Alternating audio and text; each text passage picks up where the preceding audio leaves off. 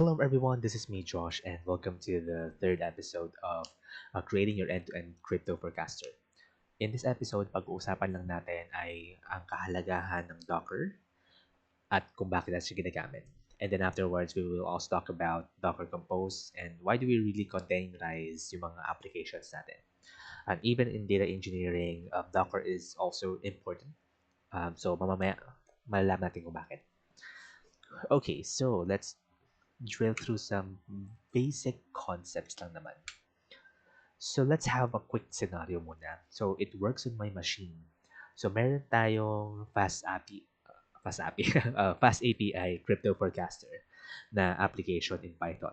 So in our machine, gumagana naman siya. We have the right packages, we have the right Python version. So everything works fine. But here are some problems when we shared the application to someone else. So kunwari, pinush natin siya sa GitHub, someone had to download it or to pull that repository, tapos nira niya yung project na yun on their own. So one of the problems that could arise from that scenario is number one, probably the operating system kung saan niya pinapatakbo yung application is not compatible with what you already built, right? So usually yan kapag for example yung package mo or yung mga packages na ginamit mo is only friendly for Windows, or the way how you code your application, it's really friendly for Windows. So yun yung mga usual case. Tapos gumamit yung ibang developer ng maybe Linux or probably Mac OS. So usually talaga nagkakaroon kayo ng problema. For example pa lang sa path pa lang, right? Kapag ka sa path nyo, gumamit kayo ng backslash kay Python, tapos gumamit na kayo ng parang parser, yung R, if you're familiar with that. So chances are you will get some problems there. The other possible problem is that the Python version that they are using, you might be using Python 3.11. Okay, that's cool. Pero if someone else is using Python 3.9 on your application, it may not work. So, may mga features ka na possibly nagamit na hindi pa compatible during Python 3.9. So, there. At ano pa yung problem? So, dependency hell. So, maraming mga dependencies si Python, or not really just Python, but it could also be other packages, other programming languages as well. So gumagamit tayo ng ganitong package, ganitong version, and the way how we might install things, baka hindi ganun tama, right? So possibly for Python, we have a requirements.txt file. So nandun yung mga packages, but probably the packages version are not specified. So by default, Python will install the latest version. So that might cause a problem if, let's say for example, the time that you have built the application, nasa version 1 pa lang siya, pero nung ginamit yung application mo ng ibang developer, um, nag version 2 na yung package na yon. So there will be some problems there. Yeah, I think that's just it. So these are some of the problems that we may come across if we simply give someone else the access, or if we simply give someone else that bare-faced application na meron tayo. So yeah, how do we fix these problems? So let's talk about Docker container. So a Docker container contains the following.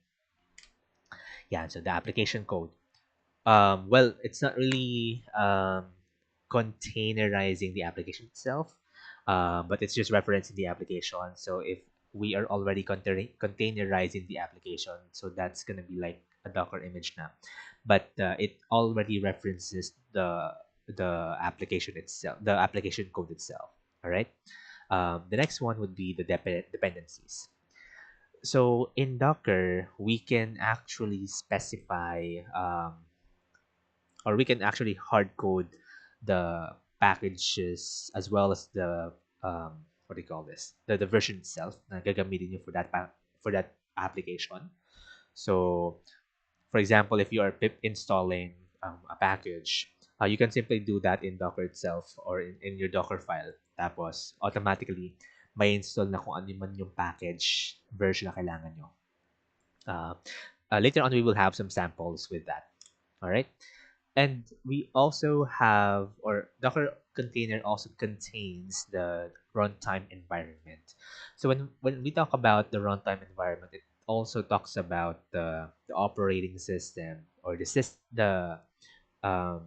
yung kung saan talaga tumatakbo yung application mo. So for example, it's very common for Docker to have Ubuntu or to use Ubuntu whenever it's running any application. So, every time na pinapatakbo natin tong application na to na right now, it's already Dockerized, um, guaranteed natin na tumatakbo siya sa Ubuntu. So, even if I give this to someone else, or even if someone else runs this application, um, we are guaranteed na kahit gumagamit ka sila ng Linux, ng Windows, ng Mac OS, it will still run on Ubuntu. Alright? So yeah, similar nga, yun nga, parang it will run on a certain system. It could be Ubuntu or usually Unix-based ang ginagamit natin here. And also with that, we can also define kung ano ba yung application or programming language na gagamitin natin in its current version. So if we are running this on Python 3.11, if we ship this to someone else, if we ask someone else to run this or to deploy this, gagana pa rin siya kasi it's still using the same version that we have specified in this application. So we also can configure or adjust yung mga configuration files natin and environment variables. We can even define that in our Docker file, although it may not be the best practice, but we can definitely define environment variables inside Docker file. So this ensures that whatever environment variables we need are defined in our Docker file. So kapag someone else will run this application, then wala na yung magiging problema sa mga aspetong ito ng application natin. Alright, for storage and networking, so what's nice about Dockerfile is that for storage, it's not really saving anything to your local machine. So whenever you're running a Docker application, um, gumagawa siya ng pinapatakbo niya yung application sa system or sa system na dinefine natin. So in our case, probably it could be an Ubuntu. Um, it could be in Ubuntu. So ginagamit yung Ubuntu to run that application. Tapos whatever files na ipinoproduce ng application mo will still be saved on that Ubuntu system, right? Or OS. So doon niya lang siya sinesave, and every time that the application stops or finishes its execution, yung mga files na produce ng application na to won't be saved in your local machine. So it will be deleted. Ayan. So if you have parang unnecessary log files, it won't be saved on your local machine. So di rin mag-bloat yung machine mo. It might be good, it might not be good kasi what if kailangan mo yung files na yun? So there's a way for us to get through that via Docker volumes naman. So more on that later. And there's also a concept called networking. If you run, for example, a Docker application for your Postgre database, which is mamaya gagawin natin siya, you also have a Python application that has to connect to that Postgre database. We by default, we cannot really connect those two applications. So the Python application na naka-containerize, hindi niya kaya makita yung Postgre database mo na naka-containerize din. So there's a concept called networking that we need to establish first para ma-define natin yung connectivity between the Python application and a database and that Dockerized database. So there. So we have to establish that network first before we allow these applications to communicate. Ayan. So again, mamaya papakita rin naman natin yan. But medyo shorter lang. I mean, it's not too in-depth. So ito na nga, talking about multiple containers. So we have this fast API application na naka-Dockerize.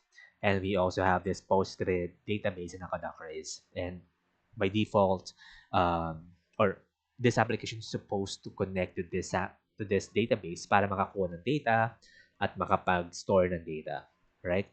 And if we Dockerize them into separate Docker files, by default, again, as mentioned kanina, hindi makukuha or hindi makakakonekta si Python papunta kay Docker.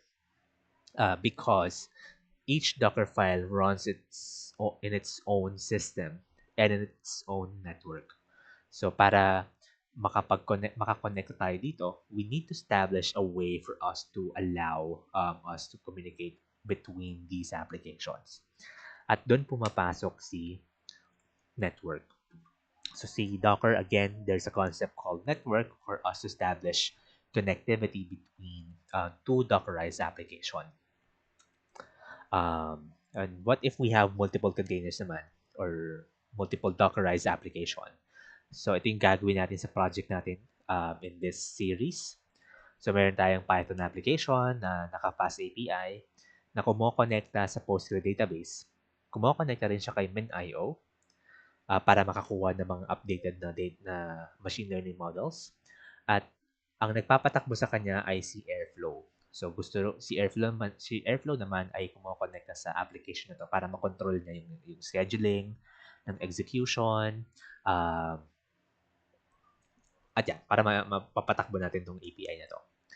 So, marami tayong kailangang network na i-build para ma-make sure natin that we also can connect between these four applications, right?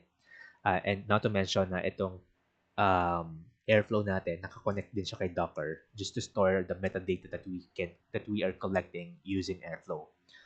So, in this particular setup, it might be a little tricky if we do it this way. So, we have 4 different Docker files.